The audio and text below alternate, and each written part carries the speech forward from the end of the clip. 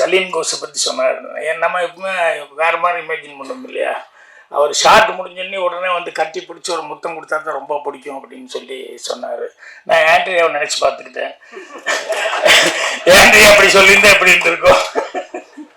என்னென்னா இந்த மஜ்மல் பாய்ஸ்ன்னு சொல்லி ஒரு படம் அவ்வளோ பிரமாதமாக அவன் ஊரில் எடுத்த ஊரில் கேரளாவில் விட்டதை விட என்னென்னா இந்த மஜ்மல் பாய்ஸ்ன்னு சொல்லி ஒரு படம் அவ்வளோ பிரமாதமாக அவன் ஊரில் எடுத்த ஊரில் கேரளாவில் விட்டதை விட பொதுவாக கேரளாக்காரங்க அதில் நடித்த நடிகர்கள் கேரளாக்காரங்க அப்படின்னு சொல்லி இந்த மாதிரி ஒரு வார்த்தை விட்டது அப்படிங்கிறது அது தமிழனுடைய நாகரிகமாக இல்லை, நம்ம பண்பாடும் கிடையாது.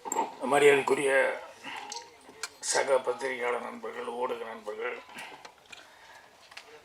எல்லாத்துக்குமே என்னுடைய முதல் பணிவான வணக்கம் தெரிவிச்சுக்கிறேன். அதுக்கப்புறம் படத்தினுடைய டைரக்டர் நாஞ்சில் அவர்கள், கேப்டன் ஆஃப் தி ஷிப்னு சொல்லுவாங்க, அவருக்கும் படத்தினுடைய தயாரிப்பாளர்கள் ஜான் மேக்ஸ் அவர்கள் படத்தை ரிலீஸ் பண்ணது வந்து ஆண்டனி தாஸ் அவங்க ரிலீஸ் பண்ணியிருக்காங்க. சசிகலா ப்ரொடக்ஷன்ஸு எல்லா படங்கள் எல்லா அவங்களுடைய சமாச்சாரம் ஆரம்பத்துலேருந்து ஒவ்வொன்றுக்கும் என்ன வந்து அழைப்பு கொடுத்துட்டே இருக்கிறாங்க. நானும் எல்லாத்துக்கும் வந்து மிஸ் பண்ணாமல் வந்துட்டுருக்கேன். அந்த அளவுக்கு ஒரு நட்பு இருக்குது. அதுக்கு காரணம் வந்து அவங்ககிட்ட மதன் இந்த மாதிரி ஸ்டாஃப்ஸ் இருக்காங்களே ரொம்ப முக்கியம். அவர் இருக்கார் வேலையும் இங்கே இருந்துக்கிட்டு அவங்க எல்லா வேலையும் எல்லோரும் ரொம்ப நல்லா பார்த்துக்கிட்டு இருக்காங்க. அதனால் அவங்கள குறிப்பாக பாராட்டணும். அப்புறம் படத்தினுடைய நாயகன் நாயகியெல்லாம் சேர்ந்து ஆண்ட்ரியான்னு நினைக்கிறேன். ஆண்ட்ரியாக்கும் அப்புறம் அவர் சலீம் கோஸ் அவர் இப்போ இல்லைன்னு சொல்லி சொன்னாங்க. அவருடைய சிறப்பை பற்றி உதயகுமார் சொல்லிட்டு இருந்தார். அதனால் அவருக்கு என்னுடைய வருத்தம் என்னென்னா நல்ல ஒரு கலைஞன் வந்து டக்குன்னு இப்படி போயிட்டார் அப்படிங்கிறது. அதுக்கப்புறம் மியூசிக் சுந்தர் பாபு அவர்களுக்கு, இன்னும் இந்த படத்து சம்மந்தப்பட்ட எல்லாருக்குமே என்னுடைய வணக்கத்தையும் அட்வான்ஸாக வாழ்த்துக்களையும் தெரிவிச்சுக்கிறேன்.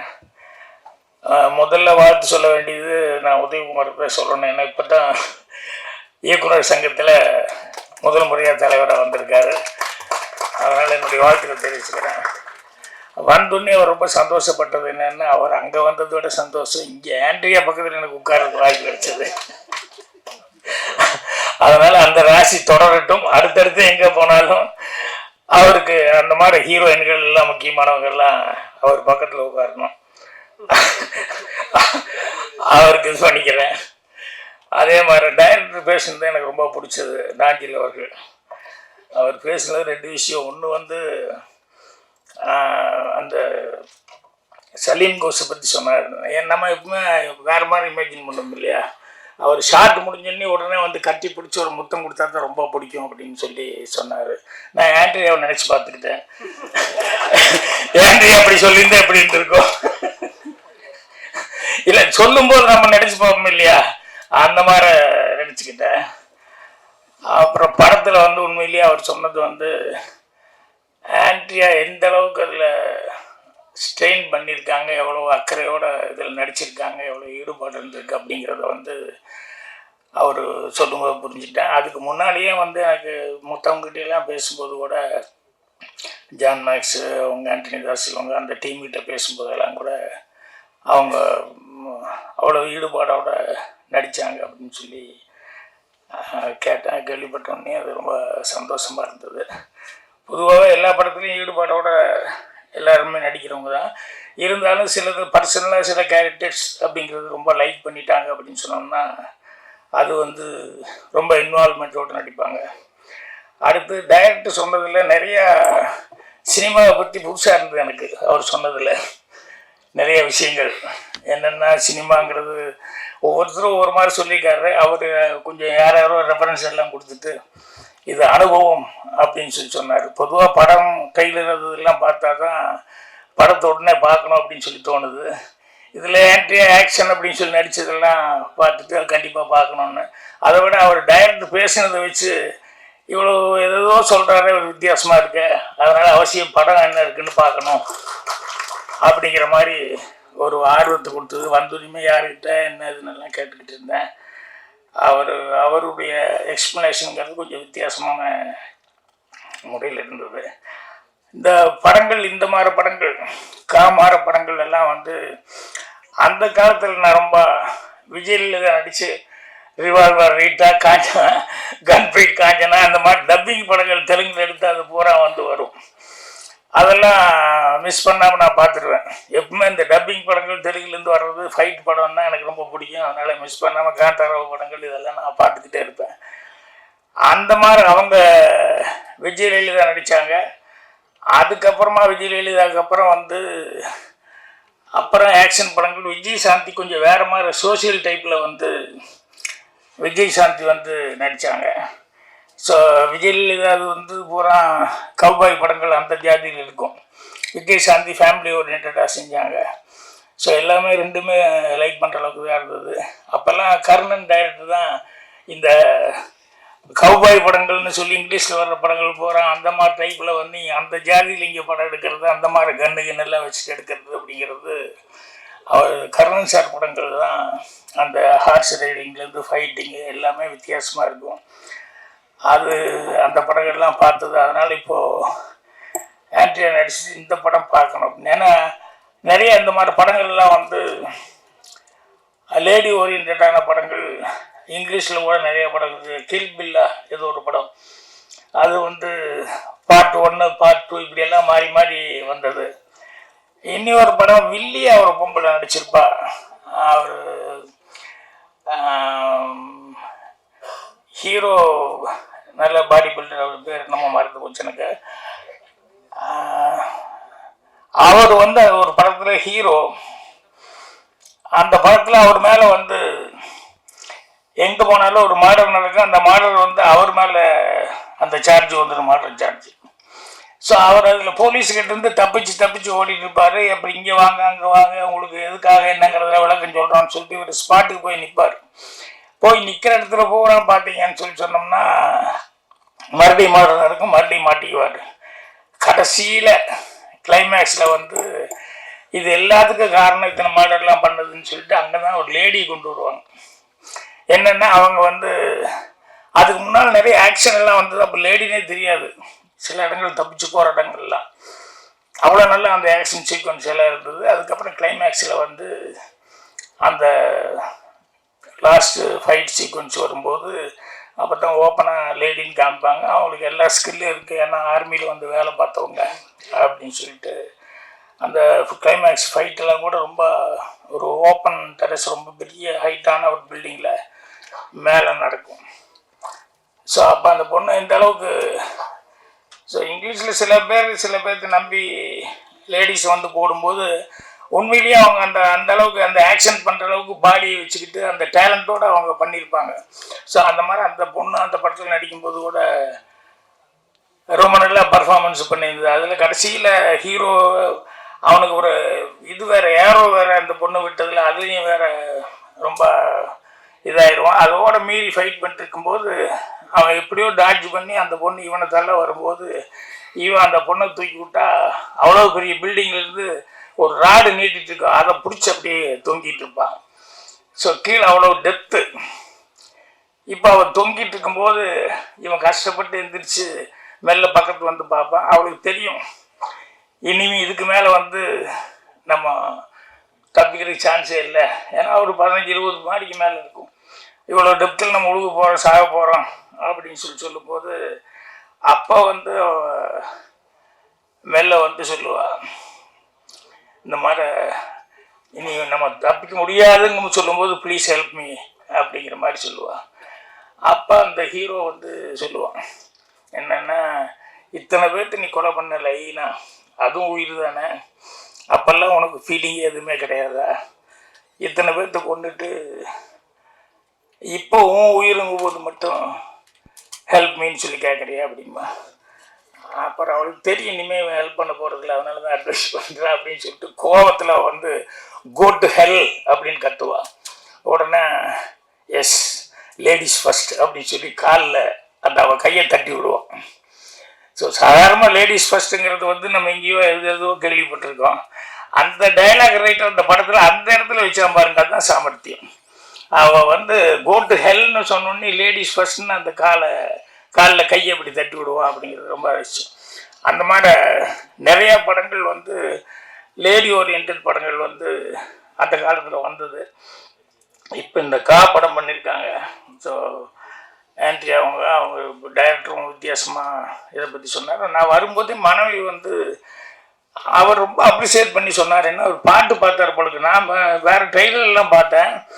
இந்த அனிமல்ஸ் எல்லாம் வச்சு ஒரு பாட்டு இங்கே ப்ரொஜெக்ஷன் பார்த்தார் பொழுது, அதை பற்றி சார் அவ்வளோ நல்லா இருந்தது. நான் இது வரைக்கும் நான் பார்த்தேன், இவ்வளோ நல்லா நான் பார்க்கல அந்த அனிமல்ஸை வச்சு அப்படிங்கிற மாதிரி. நான் எங்கே மிஸ் பண்ணிட்டேன், நான் ட்ரெய்லர் பார்த்தேன், மொத்தம் எல்லாம் பார்த்தேன், அது இங்கே மிஸ் பண்ணிட்டேன் அப்படின்னு சொல்லிட்டு ஃபீலிங். அந்த அளவுக்கு இந்த காட்டுக்குள்ளே அப்படின்னு சொல்லும்போது அந்த நேச்சுராக இருக்கக்கூடிய விஷயங்கள் நிறைய நல்லா இருக்கும்.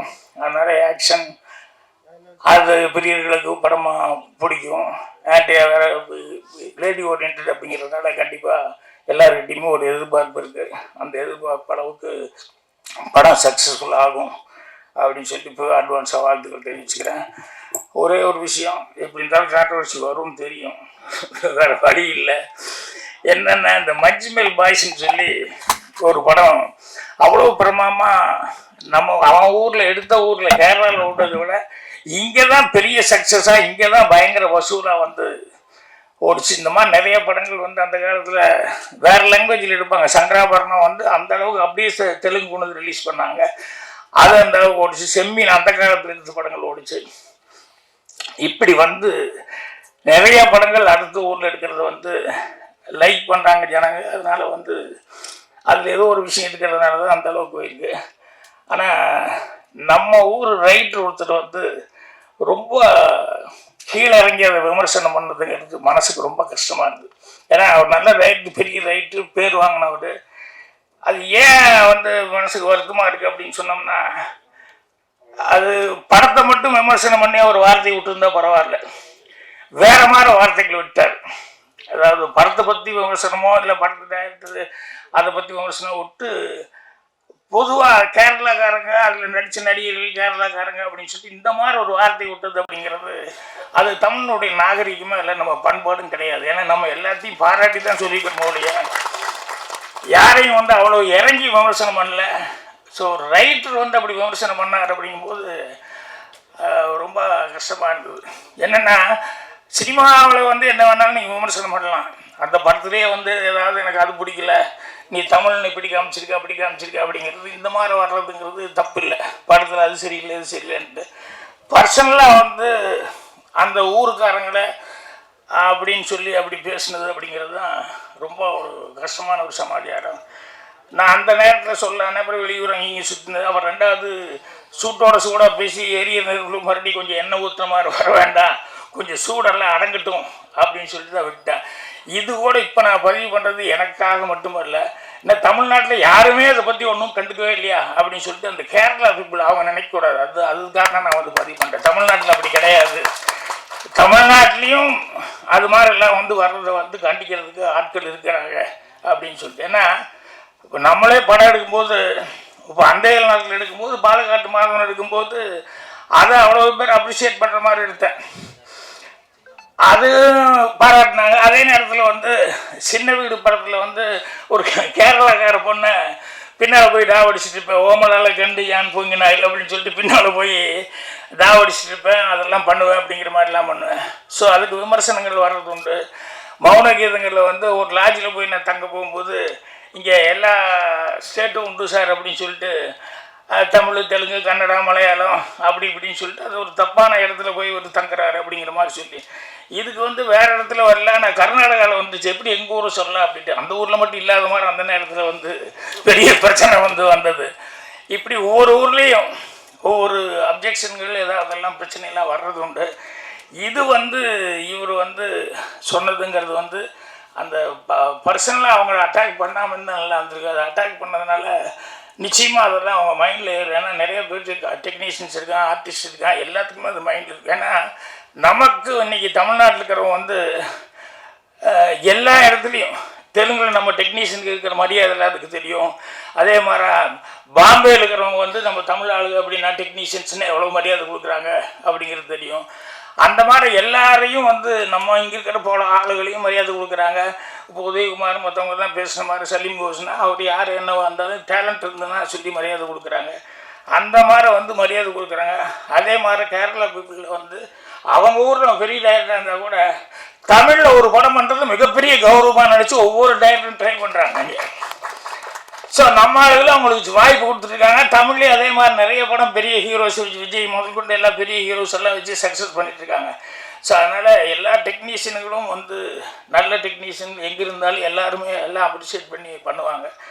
அதனால் இந்த விமர்சனம்ங்கிறது வந்து எனக்கு ஒரு வருத்தமாக இருந்தது. அதனால் வந்து தமிழ்நாடு சார்பில் யாரும் பேசலையே பிடிக்கலையேன்னு சொல்லிட்டு அவங்க நினைக்கக்கூடாது அப்படிங்கிறதுக்காக தான் இந்த பதிவு பண்ணேன். நாளையிலேருந்து கொஞ்சம் நிறையா இதை பற்றி கூறணும்னு நினைக்கிறேன். கொஞ்ச நாளாக பத்திரிக்கை மேட்ரு இல்லாமல் இருந்தது, அதாவது என்னை பற்றி இல்லாமல் இருந்து இப்போ இந்த மேட்ரு வந்துருச்சு. அதனால் எழுத்தாளர் சங்க தலைவர்னு சொன்னோம்னா அதுக்கு 4 பேர் என் ஊர்லேயே சண்டைக்கு வந்துடுவான். நீங்கள் தனிப்பட்ட முறையில் சொல்ல வேண்டியதானே, நீங்கள் எப்படி எங்களையெல்லாம் சேர்த்துக்கிட்டீங்க அப்படின்னு கேட்டால், அதனால் தலைவராக நான் சொல்ல விரும்பல. பாக்யராஜா பர்சனலில் சொன்னேன், எது வந்தாலும் நம்ம வாங்கி கட்டிக்கலாம் அப்படிங்கிறது கேட்டால் வேறு ஒன்றும் இல்லை. ஏன்னா இதில் போய் எழுத்தாளர் சங்கத்தையெல்லாம் நான் சேர்த்துனேன்னா அவங்களுக்கெல்லாம் கொஞ்சம் யாருக்காவது சில பேர் உங்களுக்கு கரெக்டு தான் அப்படி. ஏன்னா ஒவ்வொரு இடத்துலையும் ஒவ்வொரு மாதிரி இருக்கிறாங்க ஆட்கள். அதில் தமிழில் பேசணும்னு வந்து இப்படி தரக்குறைவாக பேசிட்டாங்க, தமிழ் ஆளுகளை வந்து தப்பாக காமிச்சிட்டாங்க, அப்படி சில பேர்த்துக்கு கொஞ்சம் கோவம் இருக்கத்தான் செய்யும். அவங்களுக்கு சொல்லுன்னு வந்து அது இல்லை அது கரெக்டு தான் அப்படின்னு கூட நினைப்பாங்க. அதனால் என்ன படத்தை பற்றி விமர்சனம் பண்ணலாம், எது பண்ணாலும் தப்பு இல்லை. அந்த படத்துலேயே இந்த மாதிரி விமர்சனம் பண்ணுறதுக்கு இடங்கள் இருந்தது. அதை விட்டு பர்சனலாக பேசுனதுங்கிறது ரொம்ப கஷ்டமாக இருந்தது. அதனால் நானும் ஒரு ரைட்டுங்கிற முறையில், ஏன்னா எல்லா ஊர்லேயும் எல்லோரும் எல்லா படமும் பார்த்துட்ருக்காங்க, எல்லா டெக்னீஷியனுக்கும் எல்லா ஊர்லேயும் மரியாதை இருக்குது. அப்படிங்கிறதுனால இவ்வளோ பெரிய ரைட்டு இவ்வளோ பேர் எடுத்தவர் இப்படி பேசுனதுங்கிறது வருத்தமாக இருக்குது. அதைத்தான் பதிவு பண்ண விரும்பினேன். மற்றபடி படத்தினுடைய வெற்றிக்கு என்னுடைய வாழ்த்துக்கள். தயாரிப்பாளர், டைரக்டர், இன்னும் அந்த மாதிரி ஆர்டிஸ்ட், டெக்னீஷியன்ஸ், சுந்தர்பாபு முதல் கொண்டு எல்லாருமே இதில் ஒர்க் பண்ணுவாங்க. எல்லாத்துக்குமே நல்ல பேர் கிடைக்கணும், இந்த படம் சக்ஸஸ்ஃபுல்லாக இதே மாதிரி ஃபங்க்ஷன் பண்ணணும்னு சொல்லி என்னுடைய வாழ்த்துக்கள் தெரிவிச்சுக்கிறேன். நன்றி, வணக்கம்.